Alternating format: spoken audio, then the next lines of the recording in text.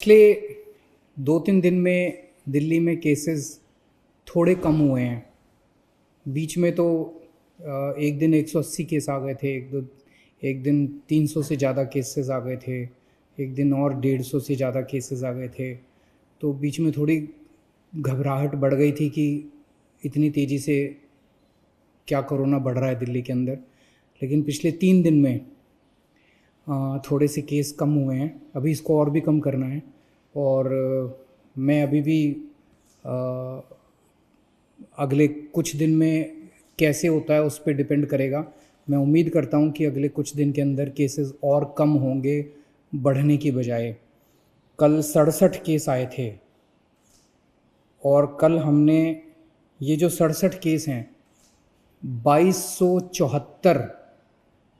2274 sample की testing में 67 case आए थे। तो इसका मतलब बहुत तेज़ी से अभी नहीं बढ़ने लगा है। भगवान से प्रार्थना करता हूँ कि आने वाले दिनों के अंदर ये और कम हो ताकि अपने को सबको कोरोना से मुक्ति मिल सके। एक मेरी आप लोगों से अपील है, कंटेनमेंट जोन्स जो हैं, जो हमने लॉक कर दिए हैं, सील कर दिए हैं, जो 71 हो गए हैं आज दिल्ली के अंदर, टोटल 71 जोन हो गए हैं कंटेनमेंट के, जो बिल्कुल सील कर देते हैं हम लोग। अंदर से कोई बाहर नहीं जा सकता, बाहर से अंदर नहीं आ सकता। और अंदर भी जो लोग रहते हैं उनको अपने अपने घरों के अंदर रहना होता है, घर के बाहर नहीं निकलना होता। उनकी जो रोज़मर्रा की ज़रूरतें हैं वो हम पूरी कराते हैं।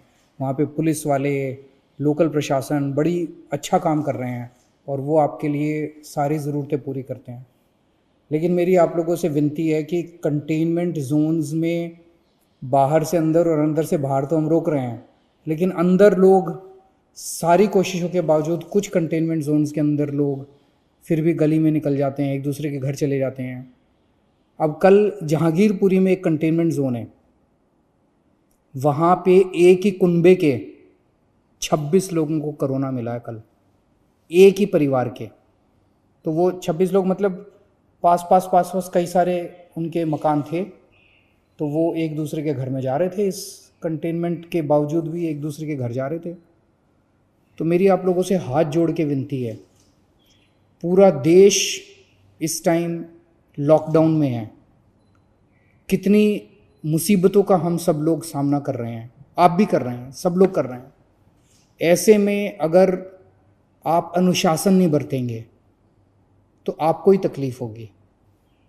आपकी जान की चिंता है हम लोगों को, आपकी ज़िंदगी की चिंता है हम लोगों को। इसीलिए मैं आप लोगों से अपील कर रहा हूँ। अब बताओ, एक ही परिवार के 26 लोगों को कोरोना हो गया तो अच्छी बात तो नहीं है। मैंने पहले भी कई बार कहा था, आपको कोरोना होगा कि नहीं होगा ये आपके ऊपर निर्भर करता है। अपने को बचा के रखोगे तो कोरोना नहीं होगा, और ढील दे दोगे तो कोई नहीं बचा सकता। और अगर किसी के मन में ये हो ना कि मेरे को तो कोरोना नहीं होगा, ये भूल जाओ। ये कोरोना ना तो बहुत बड़े किसी मंत्री को छोड़ता और ना चपरासी को छोड़ता।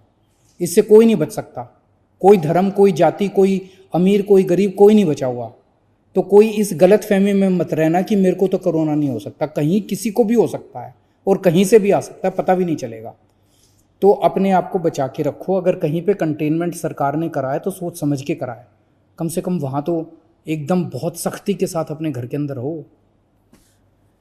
आज सरकार ने एक अहम निर्णय लिया है। अभी कुछ दिन पहले हमने निर्णय लिया था कि कोई भी डॉक्टर, नर्स, अस्पताल में काम करने वाले सरकारी जितने सफाई कर्मचारी, जितने लैब टेक्नीशियन जो अस्पताल में काम करते हैं, कोरोना के मरीजों का इलाज करते वक्त अगर उनमें से किसी को भी कोरोना हो जाता है और अगर उसकी वजह से डेथ हो जाती है तो उसके परिवार को सरकार 1 करोड़ रुपए की सम्मान राशि देगी। लेकिन हम देख रहे हैं कि बहुत सारे दूसरे लोग भी हैं, दूसरे कर्मचारी भी हैं जो कोरोना के मरीजों की सेवा करने में लगे हुए हैं। जैसे पुलिस है, पुलिस के लोग रात दिन कोरोना के मरीजों की जगह जगह सेवा करने में लगे हुए हैं। उसी तरह से हमारे सिविल डिफेंस वॉलंटियर्स हैं जो रात दिन इनकी सेवा करने में लगे हुए हैं। हमारे बहुत सारे प्रिंसिपल्स हैं, टीचर्स हैं जो खाना बांट रहे हैं सब लोगों को। अगर किसी भी कर्मचारी को जो कोरोना के लोगों की सेवा कर रहे हैं और सेवा करने की वजह से उनको भी कोरोना हो जाता है और कोरोना होने की वजह से उनकी डेथ हो जाती है, तो सभी कर्मचारियों के ऊपर अब ये स्कीम लागू की जा रही है कि मरणोपरांत उनके परिवार को 1 करोड़ रुपए की राशि दी जाएगी। आज एक ऑटो ड्राइवर का फ़ोन आया, बहुत भाव विभोर हो रहा था, गला उसका बिल्कुल भरा हुआ था। मैंने पूछा क्या हुआ? बोला जी मेरे अकाउंट में 5,000 रुपये आ गए। और बोला कि मैं समझ नहीं आ रहा आपका किस शब्दों में शुक्रिया अदा करूं।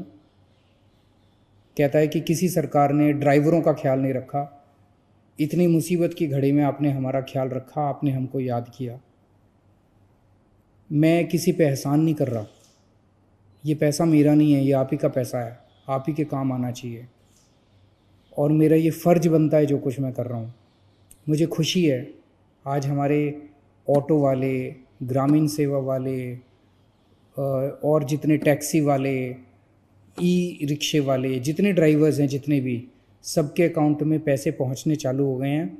1 लाख के करीब अभी तक एप्लीकेशंस आई हैं, अभी भी वेबसाइट चालू है, एप्लीकेशंस आ रही हैं और कल से पैसे उनके अकाउंट में जाने चालू हो गए हैं। जो जो लोग अप्लाई कर रहे हैं उनके जांच कर रहे हैं, हम उनके डॉक्यूमेंट्स की जल्दी जल्दी जांच कर रहे हैं और उनके अकाउंट में पैसे जाने चालू हो गए हैं, 5-5 हज़ार रुपये हर एक के अकाउंट में। और पूरी दिल्ली के अंदर इस टाइम 60 मशीनें लगी हुई हैं हमारी सैनिटाइजेशन करने के लिए और दिल्ली के काफ़ी इलाकों में सैनिटाइजेशन हो चुका है। जगह जगह मशीनें जा रही हैं, आपको भी, आपके इलाके में भी आएंगे, लेकिन अगर आपको भी पहले कराना है अपना सैनिटाइजेशन हमें ज़रूर बताइएगा, हम आपके इलाके में भी सैनिटाइजेशन मशीनों के द्वारा करा देंगे। दिल्ली में 71 लाख लोगों के राशन कार्ड हैं, सबको राशन मिल चुका है, कंप्लीट हो गया है। 7.5 किलो राशन 71 लाख लोगों को फ्री में मिल चुका है, वो कंप्लीट हो गया है। इसके अलावा बहुत सारे ऐसे गरीब हैं जिनके पास राशन कार्ड नहीं है, उनके लिए हमने कहा था भाई, हमने वेबसाइट खोली थी कि भाई अगर आपके पास राशन कार्ड नहीं है, आप गरीब हैं, आप सरकार से फ्री में राशन लेना चाहते हैं, आप अप्लाई कीजिए।